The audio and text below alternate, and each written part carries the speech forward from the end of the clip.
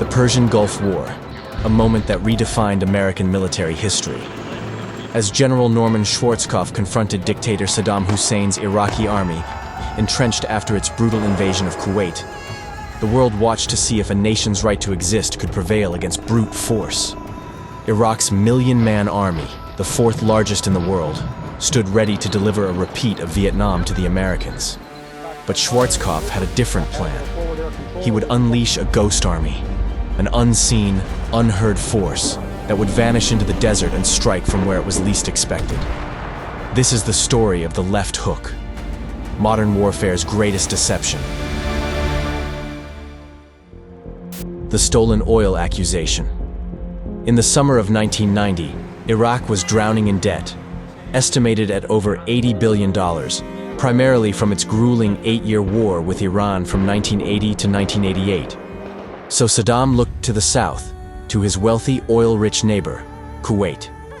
Smaller than New Jersey, Iraq considered Kuwait historically part of its territory. Publicly, Saddam accused Kuwait of oil theft, specifically of slant drilling into Iraq's Rumaila oil field, effectively siphoning off Iraqi crude beneath its border. Beyond the oil accusations, Saddam also demanded that Kuwait and other Gulf states forgive Iraq's war debts, arguing that Iraq had protected the entire Arab world from Iranian expansion. Saddam demanded, "Why should Iraq pay for the privilege of serving as the Arab world's shield? We defended them from Iran. We deserve compensation, not collection notices."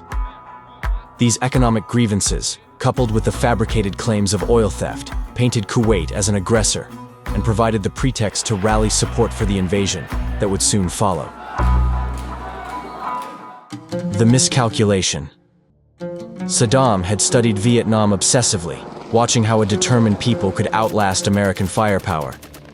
He vividly remembered Lebanon in 1983, where 241 Marines died in a single bombing, sending U.S. forces home within months. He reasoned that if he could achieve a swift victory in Kuwait and quickly re-establish oil production, the U.S., heavily dependent on Middle Eastern oil, would ultimately accept the new reality rather than risk a protracted and bloody conflict. The invasion, August 2nd, 1990. In the sweltering heat of the Persian Gulf summer, 100,000 Iraqi troops invaded Kuwait. Within 48 hours, they had completely occupied the tiny nation. As Iraqi tanks rolled across the border, 3 pillars of world order began to crumble. First, economic catastrophe. With Kuwait's oil reserves now under his control, Saddam suddenly commanded nearly 20% of the world's petroleum, enough to strangle the global economy. Second, strategic nightmare. Iraqi forces now sat dangerously close to Saudi Arabia's border, threatening America's most crucial ally in the Islamic world. Third, the precedent. In this new post-Cold War world, a dictator had just proven that borders meant nothing, that whole nations could be swallowed while the world watched.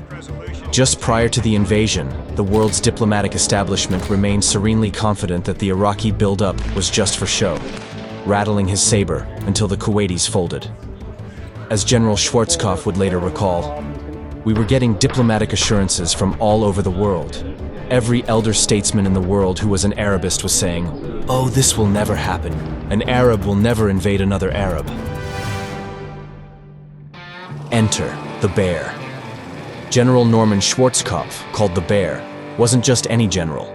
This was a man who had served 2 tours in Vietnam, earned 3 Silver Stars for valor, and understood that in warfare, perception often matters more than reality. But what made Schwarzkopf truly dangerous wasn't just his experience.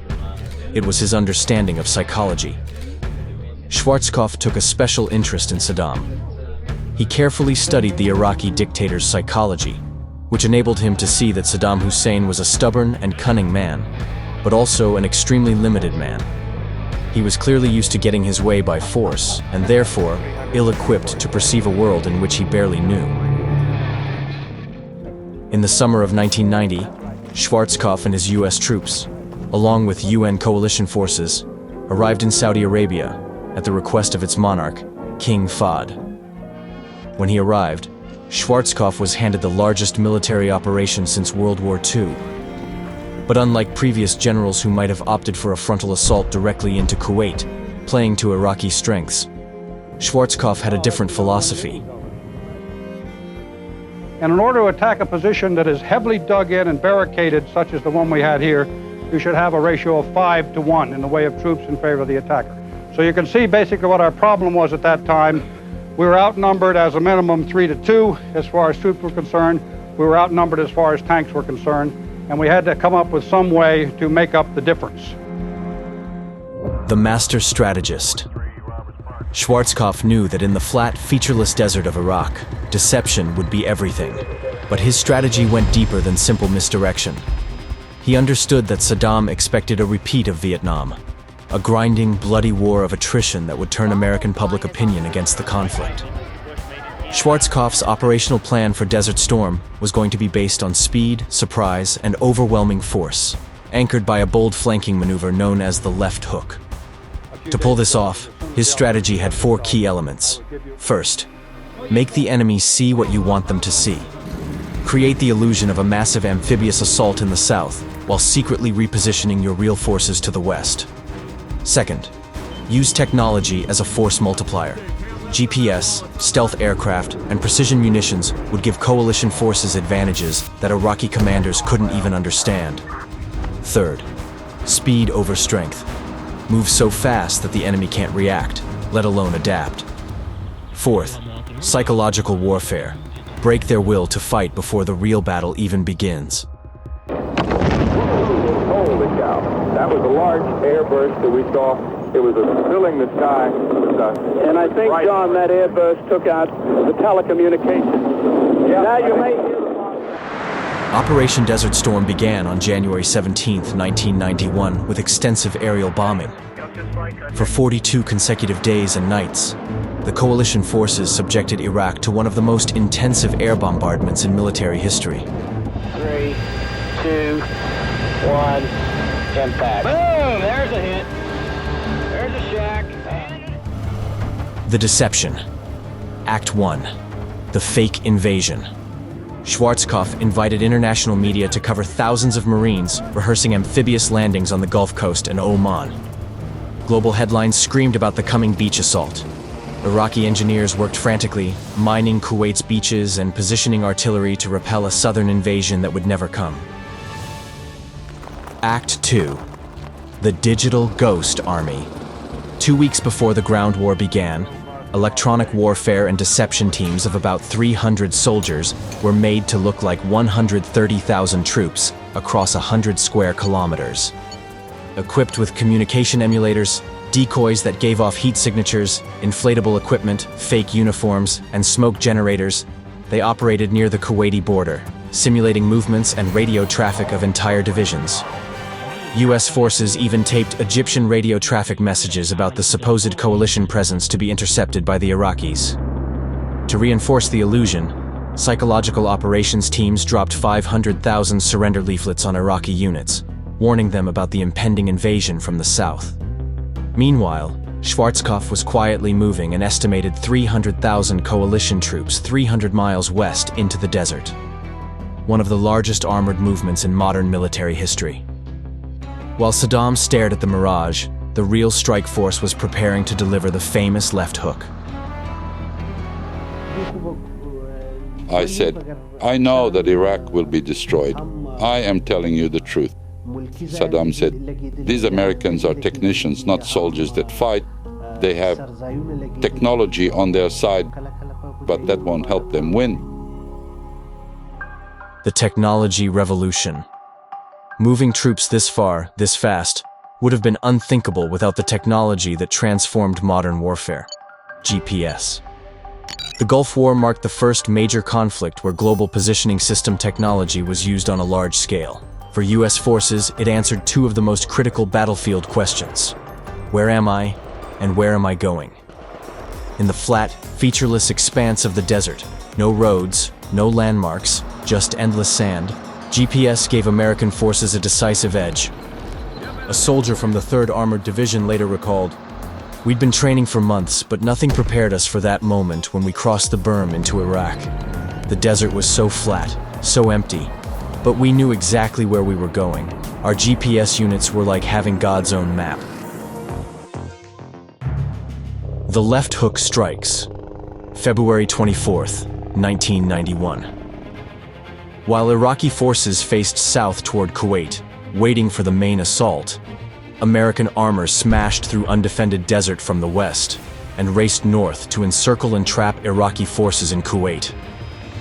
Moving deep into Iraq, the 18th Airborne Corps, made up of primarily U.S. Army units, and the French 6th Light Armored Division, cut off Iraqi supply lines.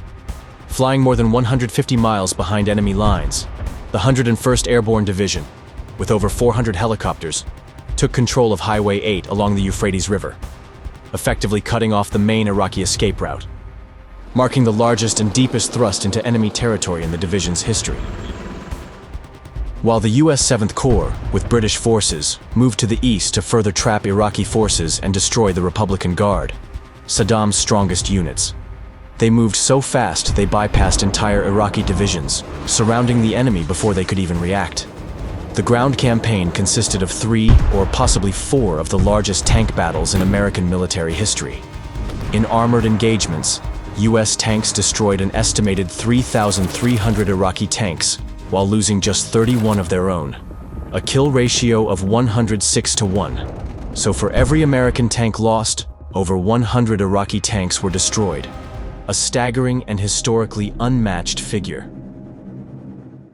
Saddam said, capture for me 4,000 or 5,000 American, English or French troops, and we'll use them as human shields.